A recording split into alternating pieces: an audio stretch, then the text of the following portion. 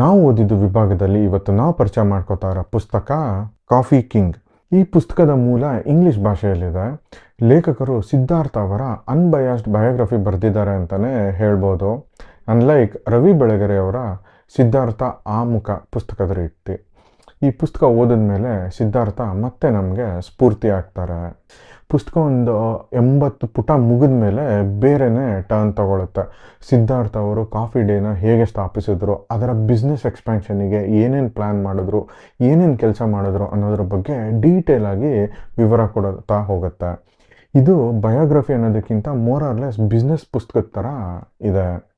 ಹೀಗೆ ಸಿದ್ಧಾರ್ಥ ಅವರು ಕಾಫಿ ಅದರ ಜೊತೆಗೆ ಹಲವಾರು ಉದ್ಯಮಗಳನ್ನು ಹುಟ್ಟಿ ಹಾಕಿದ್ದು ಓದ್ತಾ ಹೋದರೆ ನಮಗೆ ಗೂಸ್ ಬಂಪ್ಸ್ ಬರುತ್ತೆ. ಅವರಿಗೆ ಕಾಫಿ ಕಿಂಗ್ ಅನ್ನೋ ಹೆಸರು ಸಖತ್ತು ಆ್ಯಪ್ಟ್ ಆಗಿದೆ ಅಂತಲೇ ಹೇಳಬಹುದು. ಅವರು ಮಾಡಿರೋ ಆಸ್ತಿ, ಕಟ್ಟಿರೋ ಬಿಸ್ನೆಸ್ಸು, ತಗೊಂಡಿದ್ದ ಸಾಲ ಇದನ್ನೆಲ್ಲ ನೋಡ್ತಾ ಇದ್ದರೆ ಕೇವಲ ಒಬ್ಬ ವ್ಯಕ್ತಿ ಇಷ್ಟೆಲ್ಲ ಮಾಡಲಿಕ್ಕೆ ಸಾಧ್ಯನಾ ಅನ್ನೋ ಪ್ರಶ್ನೆ ಡೆಫಿನೆಟ್ ಆಗಿ ನಿಮಗೆ ಕಾಡುತ್ತೆ. ಇದೆಲ್ಲದರ ಜೊತೆ ಚಿಕ್ಕಮಗಳೂರು ಮಲೆನಾಡಿನ ಜನತೆಗೆ ಅವರಿಗಿದ್ದ ಪ್ರೀತಿ ಪ್ರತಿ ಪೇಜಲ್ಲೂ ಎದ್ದು ಕಾಣುತ್ತೆ. ಒಟ್ಟಿನಲ್ಲಿ ಈ ಪುಸ್ತಕ ಹಲವಾರು ಫ್ಯಾಕ್ಟ್ಸಿಂದ, ಅಂಕಿ ಅಂಶಗಳಿಂದ ಒಂದು ರಿಯಲಿಸ್ಟಿಕ್ ಆದ ಅನ್ಬಯಾಸ್ಡ್ ಆದ ಪರ್ಸ್ಪೆಕ್ಟಿವನ್ನು ಸಿದ್ಧಾರ್ಥ ಅವರ ಜೀವನದ ಮೇಲೆ ಕೊಡುತ್ತೆ. ಎಮೋಷ್ನಲ್ ಆಗಿರೋ ಕಡೆ ಎಲ್ಲ ಕಾರ್ತಿಕ್ ಅವರ ಅನುವಾದ ತುಂಬ ಚೆನ್ನಾಗೇ ಇದೆ. ಬಿಸ್ನೆಸ್ ಟಾಪಿಕ್ಸ್ ಬಂದಾಗ ಎಲ್ಲೋ ಒಂದು ಕಡೆ ಅದು ಒಂಚೂರು ಡ್ರೈ ಅಂತ ಅನಿಸುತ್ತೆ.